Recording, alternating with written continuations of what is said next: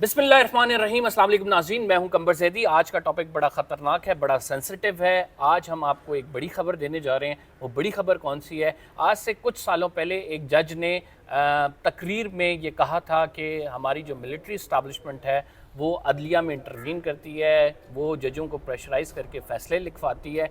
और आज कई सालों बाद हाजिर सर्विस जज की जानिब से काफ़ी सख्त रिमार्क्स मिलिट्री इस्टेब्लिशमेंट के हवाले से, ऊपर से आने वाले अहकामात के हवाले से इशारतन दिए गए हैं। तो वो क्या चीज़ है, क्या कहा है जज साहब ने, और आज एक उन्हीं जज साहब का जिनका काफ़ी अरसा पहले ये तमाम मामले पर एहतसाब हुआ था, उन्हें सुप्रीम जुडिशल काउंसिल में पेश होना पड़ा था, उनका आज फैसला भी आया है। तो वो भी बड़ा फैसला है, तो वो भी आपको बताएंगे साथ।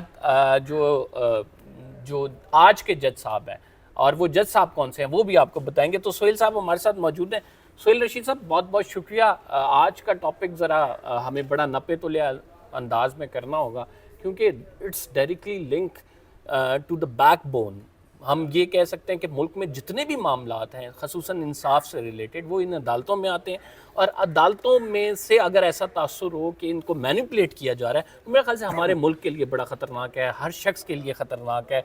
तो आज जो एक जज साहब ने बात की है, जस्टिस सरदार एजाज खान, असल में मामला काफ़ी दिन से सुहेल साहब ये हो रहा है कि ये सुप्रिटेंडेंट जेल जो है मुलाकात नहीं करने दे रहे, अदालती ऑर्डर्स आते हैं, ये मुलाकात नहीं करने देते। तो कल भी मैंने ट्वीट की, बड़ी वो वायरल हुई कि यार ये सुप्रिटेंडेंट जेल आगे और सुप्रीम कोर्ट हाई कोर्ट के जजेस पीछे, उनको पकड़ने की कोशिश कर रहे हैं। 5-6 अदालती फैसले दे चुके हैं, लेकिन वो काबू नहीं आ रहे। तो आज एक जज साहब फट चुके और उन्होंने फट के फिर बातें की। उनकी जानिब से जो बातें की गई हैं वो बड़ी इंपॉर्टेंट है। उन्होंने पहली बात ये की है कि यहाँ पे जो लोग बैठे हैं, हम तो सिर्फ दिखावा कर रहे हैं। एक जो ब्यूरोक्रेट है उसको ज़्यादा डर ऊपर से आने वाले अहकामात का है। ऊपर से कहाँ से अहकामात आते हैं, कौन करता है, किस तरह से होते हैं, वो तो चलें एक अलग स्टोरी है। लेकिन उन्होंने कहा कि अगर 200 ब्यूरोक्रेट, सिविल अफसर इस बात पर अड़ जाएं कि हमने नहीं मानना, तो इस मुल्क का निज़ाम चेंज हो जाए। फिर उन्होंने ये भी कहा कि ये जो तमाम चीज़ें हो रही हैं, ये तो फिर दिखावा है, हम ऐसे ही बैठे हुए हैं। एक तरफ आयन के टुकड़े को देखना है, एक तरफ बंदूक को देखना है। जजेस को अपना कैरियर ज़्यादा अजीज़ होता है, लिहाजा वो इस तरफ नहीं जाते। तो ये जो रिमार्क्स आए हैं, उन्होंने मेरा ख्याल से हाले दिल अपना बयान किया है, जो काफ़ी अरसे से हो रहा था। क्या कहेंगे? ये बड़ा एक सेंसिटिव टॉपिक भी है, लेकिन हमने इस पर बात तो करनी है सर सेंसिटिव टॉपिक तो है ही, लेकिन इसको आप यहाँ से आज शुरू करेंगे तो समझ नहीं आएगा। हाई कोर्ट से आज हम सुप्रीम कोर्ट से शुरू करते हैं। सुप्रीम कोर्ट से पहले एक आज फैसला आया इस्लामाबाद हाई कोर्ट के साबिक जज, जो ऐसे ही रिमार्क्स दिया करते थे एक वक्त में, जस्टिस रिटायर्ड आज हम उनको कह सकते हैं, शौकत सिद्दीकी। वो पहले कोर्ट रूम में ऐसे रिमार्क्स दिया करते थे, उनकी सुनवाई नहीं हुई और उसके बाद उन्होंने एक दिन फिर तकरीर की और फिर बहुत कुछ बोले।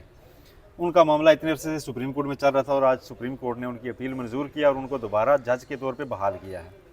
और आज ही के दिन इस्लामाबाद हाई कोर्ट से सरदार एजाज इसाक खान कोर्ट रूम में बैठ के तो एक बेबसी का इजहार कर रहे हैं कि उनके ऑर्डर्स जो है ना, यहाँ पे ये सब एक तमाशा हो रहा है और यहाँ पे हमारी कोई हैसियत नहीं है।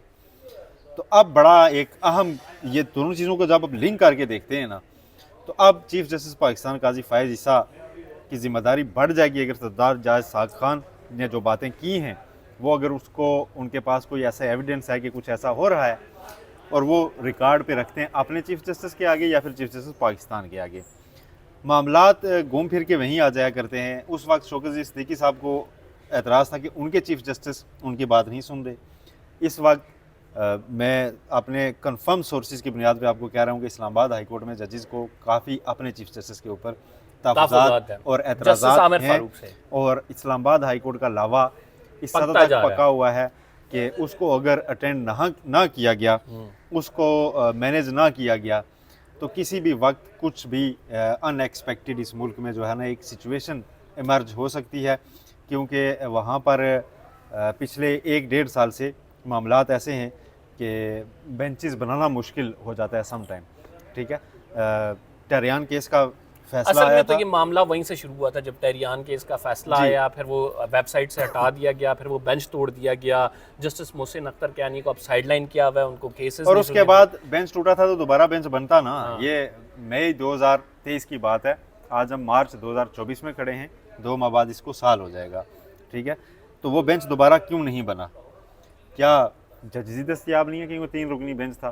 और इस्लामाबाद हाई कोर्ट में इस वक्त जितने जजेस हैं उनमें से अक्सरियत टहरियान केस को किसी न किसी सतह पे, किसी ने ट्रिब्यूनल में सुन के फारग किया हुआ है, किसी ने पहले बेंच में बैठ के सुन तो के आपने उड़ाया हुआ है। अपने ही सवाल में जवाब भी दे दिया कि तो क्या बहुत सारे बेंचेस जज दस्तयाब जो नहीं हैं है वो ये समझते या हैं कि ये जजेस केस नहीं बनता। जजेस समझते हैं नहीं केस नहीं बनता, या जजेस समझते हैं कि नहीं 2 रुकनी बेंच के फैसला दे चुका था तो उसके बाद बेंच तोड़ा नहीं जा सकता, तो हम इसको दोबारा सुनेंगे तो मिसकंडक्ट हो जाएगा। ये बड़ी सारी चीज़ें जो है ना वहाँ पर चल रही हैं। लेकिन खैर ये किसी भी इंटरनल इदारे के अंदर इस तरह के इंतजामी मामला मर्ज होते रहते हैं अनटिल एंड अनलेस वो पब्लिक में नहीं आते बाकायदा ऑफिशियली किसी तरीके से, तो एड्रेस उन पे हम उनको स्कैंडलाइज नहीं कर सकते। ये भी एक अपनी जगह पे फैक्ट है। हम सिर्फ एक चीज़ों को मैनेज करने की बात कर रहे हैं। आपने बात की सरदार एजाज साग खान की। इस्लामाबाद हाई कोर्ट से मुख्तलिफ जजेस ऑर्डर्स देते हैं और उन पर अमल दरामद नहीं होता। इसी केस में इसी तरह के मिले जुले मैटर में DC इस्लामाबाद को सज़ा सुनाई थी जस्टिस बाबर सत्तार साहब ने। जस्टिस मोहसिन अख्तर कियानी कई केसेस में बड़े बरहम हैं, वो लापता अफराद वाले केसेस हैं। इसी तरह जस्टिस अरबाब मोहम्मद ताहिर हैं, उनके कोर्ट में आप जाएं तो उनको भी आप बरहम पाएंगे इन्हीं मामलात के ऊपर। तारिक महमूद जहांगीरी वो भी ऐसे ही करते हैं। सरदार एजाज साग खान, गुल हसन औरंगजेब भी जब फैसले में लिख लेते हैं अपने, जी वो बड़े अपराइट आदमी हैं, जज हैं, और वो भी इन चीज़ों को पॉइंट आउट करते रहते हैं। लेकिन वो बहरहाल चाहते हैं कि सत्तार साहब का फैसला इदारा भी कर दिया है। देखिए मुअत्तली तो बाबर सत्तार साहब ने अपने फैसले में लिखा था कि अगर मुअत्तल ना हो तो गिरफ्तार किया जाए। मुअत्तली कुछ नहीं होती, मुअत्तली छोटी मोटी सजा की होती है। लेकिन सर जहाँ पे जज साहब सबसे लड़ाई लेकर एक फैसला दे रहे हो कि यार हमारे ऑर्डर्स पे अमल दरामद कराया जाए, उसी अदालत से अपने फैसले में मोटिवेटिंग फैक्टर है था ना, उन्होंने अपने फैसले में भी उस वक्त अरेस्ट करने का नहीं कहा था ना। चलें वो नहीं हम डिस्कस करते हैं। तो बहरहाल आज जस्टिस एजाज साग खान के इन रिमार्क्स को और आज जो सुप्रीम कोर्ट से फैसला है इनको मिला के देखें तो एक बड़ा इम्पैक्ट और एक बड़ा अलमिया और एक अलमनाक तस्वीर सामने आती है कि एक्चुअली जुडिशरी के अंदर क्या चल रहा है। आपको याद होगा चीफ जस्टिस पाकिस्तान बनने से पहले जस्टिस काजी फायज ईसा से भी गाल बना के मिले थे इस्लामाबाद हाई कोर्ट के 5 जजेस, और उस वक्त के चीफ जस्टिस उमरता बंदयाल से भी मिले थे। वो कुछ अपने मसाइल ही लेकर आए थे जो अभी तक उस तरह से शायद एड्रेस नहीं हुए या किसी सतह पे हो रहे होंगे, लेकिन वो पब्लिक में नहीं आए। अगेन अब जिस तरफ हालात जा रहे हैं आगे, मुल्क के सियासी भी मसाइल हैं, और सियासी मसाइल अदालतों में आने से ही बेसिकली ये मसाइल सारे शुरू होते हैं। सियासी मसाइल थे नवाज़ शरीफ मरीम नवाज़ के केसेस जो अदालतों में आए थे, तो उसके बाद अदालतें मुसलसल स्कैंडलाइज हुई हैं। जैसे शौकत सिद्दीकी ने जो बातें की उनकी तहकीकात नहीं हुई, राज दफन हो गई। पहले हम उस केस की तरफ चले जाते हैं, फिर हम उस पर डिटेल डिस्कस कर लेते हैं जो आज का ऑर्डर आया है। जैसे शौकत सिद्दीकी साहब ने उस वक्त इल्ज़ाम आयद किया था कि उनके घर आए साबिक DGISI रहे हैं फैज़ हमीद, और उन्होंने आके उनसे बेंचों की तश्कील मखसूस चाहने का कहा कि जी के नवाज़ शरीफ और मरीम नवाज़ की अपीलें फ़लाँ सुने, और आप अगर सुने तो उनको रिलीफ ना मिले, वो इलेक्शन से पहले बाहर ना आए, क्योंकि अगर वो बाहर आ गए तो हमारी मेहनत ज़ाया हो जाएगी। ये अल्फाज शौकत सिद्दीकी साहब ने बाहर की तकरीर में किए थे। अब सुप्रीम कोर्ट ने उनकी इस बात पर इसको मिसकंडक्ट कहा था उस वक्त सुप्रीम जुडिशल काउंसिल ने, और कहा था जी कि एक जज पब्लिक में जाके तकरीर नहीं कर सकता, और ये अपनी तकरीर को एडमिट कर रहे हैं तो लिहाजा मिसकंडक्ट के मुर्तकिब पाए गए हैं तो इनको फारग किया जाता है। इल्ज़ामात की तहकीकात नहीं हुई थी। आज सुप्रीम कोर्ट ने फैसला सुनाया उनकी उस अपील पर, उस फैसले के खिलाफ, और उसको मंजूर किया इस बुनियाद पर कि सुप्रीम जुडिशल काउंसिल ने पहले इंक्वायरी करानी चाहिए थी कि जो इल्ज़ाम शौकत सिद्दीकी साहब ने लगाए वो ठीक है या नहीं, क्योंकि सुप्रीम कोर्ट ने इस कार्रवाई के दौरान चीफ जस्टिस काजी फायज की सरबराही में बेंच ने फैज़ हमीद और दीगर को नोटिस किए, उन्होंने इनकार किया कि ऐसा कुछ भी नहीं हुआ था। और मैं चूंकि उस दौरान इस्लामाबाद हाई कोर्ट कवर करता था, मैं एक चीज़ आपको पर्सनल उसकी ऑब्जर्वेशन की बुनियाद पे बता सकता हूँ कि जो एलिगेशंस थे हो सकता है आके उन्होंने कहा हो शौकत सिद्दीकी साहब, इंक्वायरी अभी चूंकि नहीं हुई तो हम किसी को सच्चा या झूठा नहीं कह रहे, ना फैज़ हमीद को ना शौकत सिद्दीकी साहब को, दोनों के एक दूसरे के खिलाफ बयान आ गए। ये था जुलाई 2018 जब इलेक्शन होने वाले से उससे पहले 6 जुलाई को एवेन्यू फील्ड केस में फैसला आता है और मरीम नवाज़ शरीफ को सजा दी जाती है। 25 जुलाई को इलेक्शन हो रहे थे। 13 जुलाई को नवाज शरीफ और मरीम नवाज वतन वापस आते हैं, तब तक अपील दायर भी नहीं हुई। पीछे बच गए हैं कितने दिन? 12 दिन। अच्छा, 16 जुलाई को अपीलें दायर होती हैं, ठीक है, सहन हो गया। पीछे रह गए कितने? 9 दिन, ठीक है। दूसरे दिन समाअत के लिए मुकर्रर होती हैं, ठीक है जी, नोटिस हो जाते हैं जैसे होते हैं, ठीक है। लेकिन अमजद परवेज साहब आके कहते हैं जी कि नहीं, मैंने कुछ वो चीज़ें मिसिंग थी अपील में इस तरह की, तो उन्होंने अटैच करी, तुम दोबारा दायर करेंगे। अच्छा। 1-2 दिन और लग जाते हैं और जाके छुट्टियां चल रही हैं इस्लामाबाद हाई कोर्ट में, छुट्टियों के दौरान अपीलें नहीं होती, सिर्फ अर्जेंट केसेस होते हैं। हाँ 25 जुलाई को इलेक्शन होने, अमूमन ये होता है कि इस तरह के केस में जब आता है तो उसमें मुखालिफ फ्री को यानी नैब को नोटिस होता है, तो कम अज़ कम 2 हफ्ते का वक्त दिया जाता है नोटिस करके जवाब देने के लिए, रिकॉर्ड मांगने के लिए। हो नहीं सकता कि आप पहले दिन सजाएं मुअत्तल कर दें हाँ। या कुछ हो जाए। तो मेरे अपने हिसाब से मुमकिन ही नहीं था इन अदरवाइज भी कि 25 जुलाई से पहले नवाज शरीफ या मरीम नवाज को आप बरी करके बाहर खड़ा कर दें। समातें होंगी, इतना लंबा प्रोसेस चला है, JIT थी पीछे, पूरा नैब के केसेस थे, इतना बड़ा स्कैंडल था, तो आप जो मर्जी भी बेंच बना लेते यार, वो पहले दिन कैसे पूरा केस उड़ा के रख देता या उनको बरी करके इलेक्शन में खड़ा कर देता, हो ही नहीं सकता था। तो पहली एक्चुअल फाल समात जिसको बाज़ाब्ता समात हम मान सकते हैं, जिस पे दोनों पार्टीज आई और उन्होंने कोर्ट अटेंड करके अपने आर्गूमेंट्स को उसके कोर्ट के सामने रखना शुरू किए, वो हुई इलेक्शन के बाद है। वो 28-29 जुलाई को जाके हो रही है।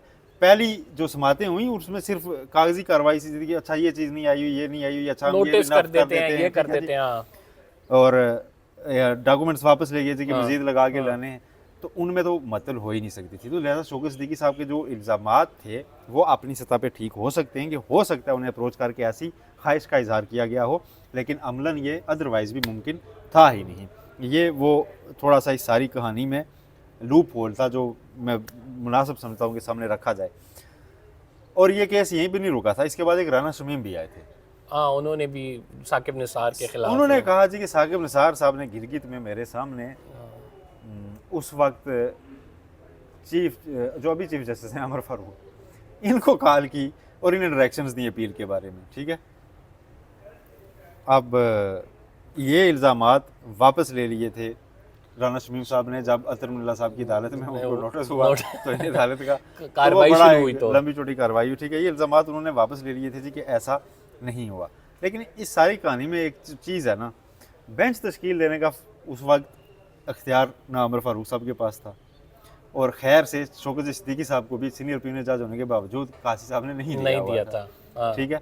तो अगर अप्रोच किया जाता तो फैज़ मीर जो बात कह रहे हैं ना कि अगर मैंने अपनी, फैज़ मीर आपने जवाब में लिखा है कि मैंने मर्जी का बेंच बनाना होता तो चीफ जस्टिस को कहता अप्रोच, ठीक है, इनकार कर दिया सारे। हाँ, तो उन्होंने अब सुप्रीम कोर्ट ने उन इल्ज़ामात की तहकीकात कराए बगैर एक कह दिया है, सिर्फ इस बुनियाद पे जी कि इंक्वायरी नहीं हुई थी, तो हम किसी को सच्चा झूठा नहीं कह सकते, क्योंकि इंक्वायरी नहीं हुई थी तो शफाफ ट्रायल नहीं मिला, इसलिए शौकत सिद्दीकी साहब को हम बहाल करते हैं। तो शौकत सिद्दीकी साहब को सिर्फ शफाफ ट्रायल ना मिले होने पर बहाल किया गया है, उनके इल्ज़ामात की खोज नहीं लगाई गई। अच्छा, इसीलिए आज जज साद खान साहब भी बोल रहे हैं। तो जब अगर इस तरह की एक खोज होती, अब मैं आपको मेन चीज़ इसमें पॉइंट आउट करता हूँ। सुहेल साहब की आपने पूरी स्टोरी पूरे फैक्ट्स के साथ उन्होंने नरेट कर दी, बड़े ज़रूरी था। लेकिन देखें, हमारे मुल्क का एक जो काफ़ी अरसे से मसला चलता आ रहा है वो ये है कि यहाँ की जुडिशरी वक्तन फ़वक्तन अपनी गलतियों का तदारुक अब कर भी रही है और ये बताती भी है। कोई जज रिटायर हो जाता है, वो कहते हैं हाँ ये गलत हुआ, जुल्फ़िकार अली भुट्टो का अदालती कत्ल था,